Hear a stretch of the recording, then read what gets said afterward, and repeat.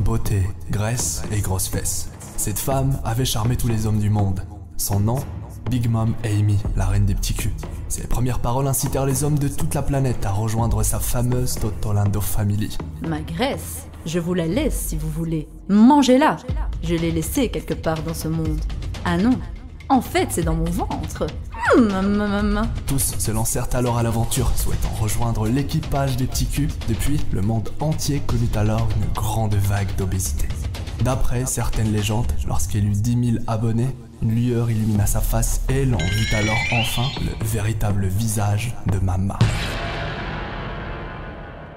Mama, salut les petits culs, j'espère que vous allez bien. Mama est de retour avec cette fois-ci une vidéo plutôt historique et non théorique. Pour ceux qui suivent un peu l'actualité autour de l'univers de One Piece, vous n'êtes pas sans savoir qu'un roman sur Ace a vu le jour il n'y a pas longtemps. Donc j'ai décidé de l'acheter afin de découvrir l'histoire de Hiken no Ace et de pouvoir la partager avec mes enfants. Telle une bonne mère qui raconte un conte à ses enfants le soir, mettez-vous bien sous vos couvertures, plaid ou sur vos chiottes pour découvrir l'histoire de Portechias D. Ace. Oups, que dis-je? De Portegas D. Ace, son aventure au sein de Grand Line et son équipage des Spades. C'est un récit d'aventure raconté par un personnage que vous allez découvrir mais qui n'est pas Ace. Maintenant que le contexte est mis, commençons donc l'histoire. Mettez-vous bien dans l'ambiance et ne vous endormez pas avant d'avoir utilisé votre acquis du likement les petits culs et de vous être abonné si ce n'est pas encore fait. L'auteur de cette histoire a décidé de prendre la mer afin de devenir un aventurier, un explorateur et de pouvoir écrire un récit de ses aventures. Cependant,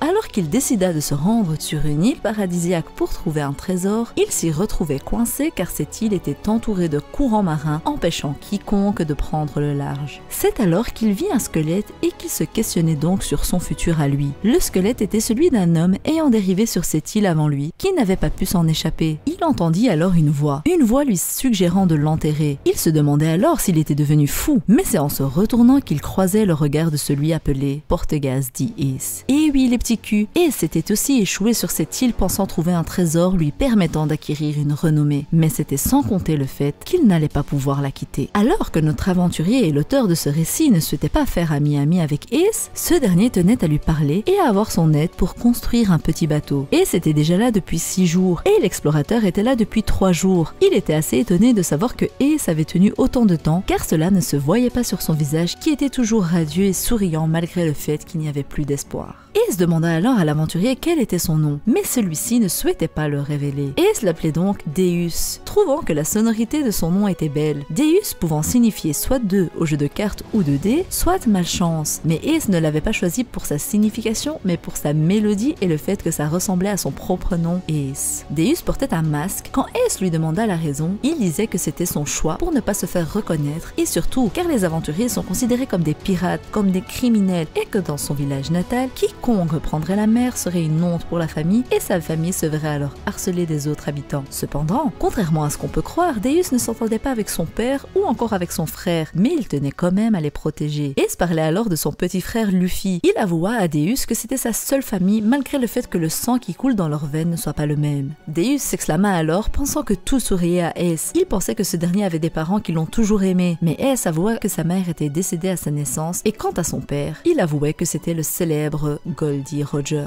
Deus en était choqué et au début avait pensé à mettre Ace dans la même catégorie de bon à rien et de personnes mauvaises. Surtout qu'un matin, alors qu'il se dirigeait vers là où était Ace, il le vit tenir un fruit à la main. Plein de pensées se sont alors accumulées et Deus pensait que Ace mangeait tous les jours à sa faim, ne souhaitant pas partager avec lui les fruits qu'il trouvait. Alors qu'il essayait d'attaquer Ace par derrière pour subtiliser le fruit, son ventre se mit à gargouiller. Une gêne s'est alors emparée de lui et il ne savait plus quoi dire. Ace lui proposa alors de manger le fruit car il était affamé et c'est au tour du ventre de Ace de gargouiller. Deus apprend alors que le fruit venait de s'échouer sur l'île et remettait en cause toutes les pensées qu'il avait eues. Ace était un homme bon et il le savait. Il refusa donc le fruit pour que Ace puisse le manger. Mais ce dernier insistait et décida de le couper en 2 afin que chacun en mange une part. Ace s'est mis à croquer dedans le premier pour montrer l'exemple et Deus le suivit. Le soir même, Ace se mit à flamboyer. C'est ainsi qu'ils ont découvert qu'il s'agissait en réalité d'un fruit du démon, le Melamelanomi. Grâce au Melamelanomi et au plan ingénieux de Deus, Deus, ils ont pu construire un bateau nommé le Striker qui utilise la puissance des flammes de Ace pour avancer. Ils ont donc su quitter cette île qui était réellement paradisiaque et qui ne cachait au final aucun trésor. Ace proposa alors à Deus de l'accompagner dans son voyage, revoyant ses objectifs à la hausse, sachant que seul, il ne pourrait arriver à rien. Deus accepta et leur aventure commença avec le nom de l'équipage des Spade. Ace était un pirate avec une très grande renommée et une grande prime qui ne cessait d'augmenter malgré son statut de rookie. Deus comprit que c'était de par son lien de parenté avec Roger. Ace aussi, mais ils ont décidé chacun de ne pas en parler. Même si Ace voulait avoir cette renommée, il n'a jamais voulu qu'elle lui soit attribuée à cause de son sang. Mais il ne pouvait pas y faire grand chose. Les chasseurs de primes, les pirates et les bandits ne cessaient d'attaquer leur équipage, mais ils n'étaient pas encore à la hauteur des Spade. Dans cet équipage des Spade, 20 personnes étaient des Nakama. Quiconque était refusé dans un autre équipage était accueilli chez les Spade. Ace ne faisait aucun jugement sur le physique, la race ou les caractéristiques d'une personne. Pour lui, quiconque lui plaisait pouvait devenir son Nakama. Dans ce récit d'aventure, on nous parle de 5-6 Nakama et donc voici leur présentation et leur chara-design. Tout d'abord, le second de l'équipage, Deus, dont on ignore encore le vrai prénom. Il est considéré comme l'un des 3 cerveaux de l'équipage, étant le stratège du groupe. Ensuite, on retrouve El Professeur. Bon, le professeur, car il est certes un pirate, mais il était enseignant avant d'être un pirate et son but est d'enseigner aux enfants à travers le monde qui n'ont pas reçu d'éducation. De son vrai nom, Mihal, il occupe le poste de sniper de l'équipage et est une personne très introvertie et timide qui est casanier, donc il reste toujours dans sa petite chambre sur le bateau. Le prochain Nakama est Skull. Son nom reflète son physique et sa personnalité, et perso j'adore son chara-design. Il s'agit d'un collectionneur et il occupe le poste d'informateur au sein de l'équipage car il est au courant de beaucoup de choses et ses connaissances sont utiles pour l'aventure. Ce sont là les 3 Nakama qui reviennent le plus et que nous connaissons réellement. On sait également que dans l'équipage, il y a un homme poisson appelé Wallace, un membre de la tribu des Lombra appelé Ganryu, etc. etc. Mais, un membre important qui est un Nakama, c'est Kotatsu qui est un gros lynx de base, donc un animal sauvage qui a été sauvé par Ace d'un braconnier. Il s'est donc attaché et pris d'affection pour Ace et est devenu non pas son animal de compagnie, mais son Nakama. Cet équipage, on a pu donc le découvrir en lisant le récit de Deus, mais celui-ci est loin d'être terminé. Il nous introduit alors un nouveau personnage appelé Iska, qui est un capitaine de la marine dont le surnom est la perceuse. Iska est une sabreuse et maîtrise très bien son art. À sa première apparition, elle avait su retenir l'attention de tout l'équipage, mais cela ne dura pas longtemps car les Spades se font toujours la malle. L'équipage atteignant la fin de Grand Line et souhaitant se diriger vers le Shinsekai sont donc passés par l'archipel Shapondi pour faire le revêtement du bateau. Iska, qui était en congé, avait vu l'équipage et s'était donc dirigé vers Ace pour l'arrêter, mais celui-ci s'enfuit du bateau sans qu'elle ne l'aperçoive. Le revêtement durant 3 jours, l'équipage s'est donc séparé entre Ace qui courait pour manger dans tous les restaurants et ceux qui restaient près du bateau pour la surveillance et Deus qui courait derrière Ace pour payer la bouffe qu'il mangeait jusqu'à le retrouver au Shaponim Park endormi avec de la bouffe dans la bouche et dans les mains. Il réveillait donc Ace et ceux-ci se retrouvaient donc devant la grande roue. Deus voyait cette attraction pour la première fois mais avait honte de proposer de monter dedans car ça paraît assez enfantin. Mais Ace lui proposait de monter car c'était l'une des seules fois où ils allaient en profiter. Mais alors qu'ils montaient dans une cabine, Iska les accula et se retrouva bloqué avec eux dedans. Ace contemplait le paysage, Iska tenait un œil sur les pirates attentivement et Deus était en stress à cause d'un capitaine de la marine. Deus regardait alors les mains d'Iska couvertes de cicatrices et de brûlures. Elle remarqua son regard et décida de raconter son histoire. Étant petite, son village natal a été attaqué par des pirates qui ont mis le feu aux habitants et à cause d'eux, ses parents sont morts et elle se retrouvait blessée jusqu'à l'arrivée d'un marine appelé Drao.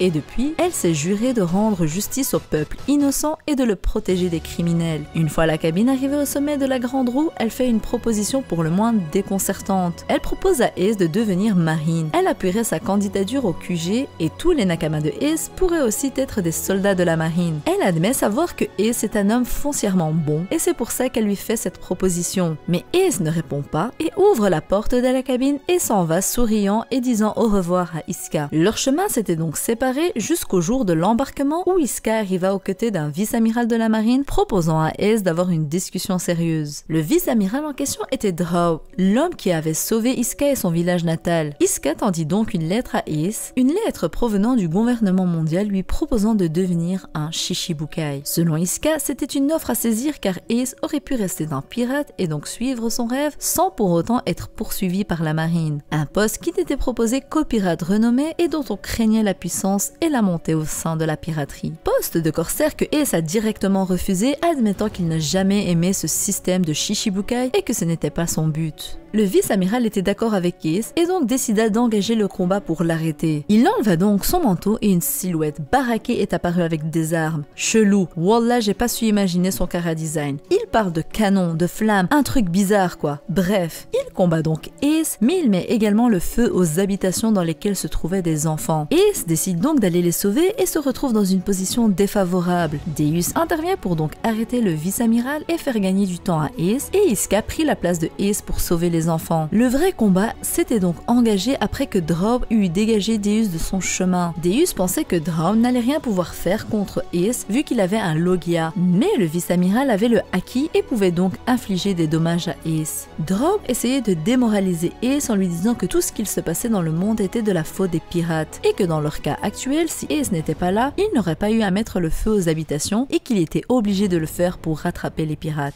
Iska, choqué, comprend alors que c'était Drow le responsable de l'incendie de son village et donc de la mort de ses parents, mais celui-ci n'a pas daigné mentir ou s'excuser. Selon lui, c'était normal de le faire pour arrêter les pirates et les pertes de civils sont obligatoires dans ce genre de cas. Malheureusement, poussant le vice trop loin, il éveilla la bête retenue en captivité. Ace était bouillant de haine et se mit donc à combattre sérieusement. Un échange de points pour le moins surprenant et qui mit KO Drow qui fut choqué de savoir que Hiken no Ace possédait également le Haki. Il lui demanda alors comment ça se fait, mais Ace ne le sait pas non plus. Il l'a et c'est tout. Maintenant qu'il a battu Drow, ils doivent se diriger à grande vitesse vers leur navire car des troupes de la marine arrivent. Ace propose donc à Iska de l'accompagner. Il lui propose de devenir chasseur de primes et de rester sur son bateau. Il lui propose qu'elle essaye d'avoir la tête de Ace tout en étant sur le bateau. Ils se dirigèrent alors vers le bateau, mais au dernier moment où Ace a sauté sur le bateau, Iska était restée en retrait et lui a dit que malgré sa désillusion, elle restait marine. Ace regretta alors de ne pas lui avoir tenu la main. Deus le dit, Ace ne pense pas pouvoir être aimé. Si Ace est le soleil, les gens ne peuvent pas l'approcher de trop près au risque de se brûler. Mais Iska, Deus ou encore les autres n'avaient pas tendance à penser ça et avaient tous trouvé leur place auprès de Ace. Mais la question demeure, est-ce que Ace avait trouvé sa place? Le roman se termine donc sur leur arrivée à l'île des Hommes-Poissons et avec l'objectif de se rendre dans le Nouveau Monde et de combattre Barbe Blanche qui était une pointure au sein de la piraterie. L'histoire touche donc à sa fin et j'espère qu'il y aura un tome 2 car on s'est arrêté aux aventures de Grand Line et j'aimerais en savoir plus sur les aventures dans le Nouveau Monde avant que Ace ne fasse partie intégrante de l'équipage de Barbe Blanche, et ce serait bien aussi d'avoir le récit de Deus après la mort de Ace, voir quelles ont été leurs réactions. J'aimerais savoir si l'équipage des Spades a rejoint l'équipage de Barbe Blanche ou si chacun est parti de son côté. C'est quelque chose qu'on n'a pas eu l'occasion de comprendre dans le manga. Par rapport au Haki de Ace, ça a toujours été une question qui m'a torturé l'esprit. On avait déjà pu voir dans un flashback de sa jeunesse que Ace a utilisé le Haki des rois pour protéger Luffy, mais depuis, on ne l'avait jamais revu utiliser son Haki des rois, car peut-être qu'il n'a pas appris à le contrôler comme Luffy l'a fait. Sinon, pourquoi ne pas l'avoir fait à Marineford?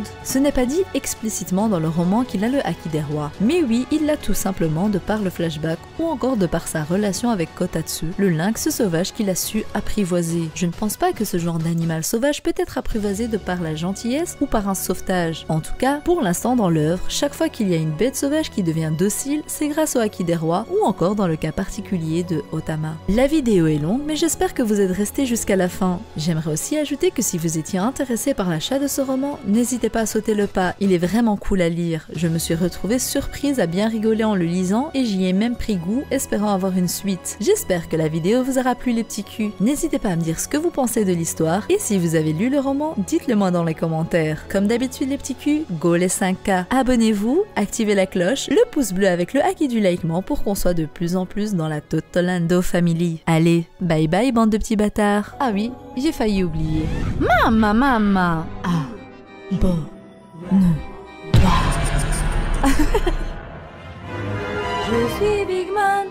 Je suis Big Mom, je te bouffe ta race, même si tu t'abonnes, tu veux que je prenne du poids, abonne-toi, et le pouce bleu pour mettre le feu.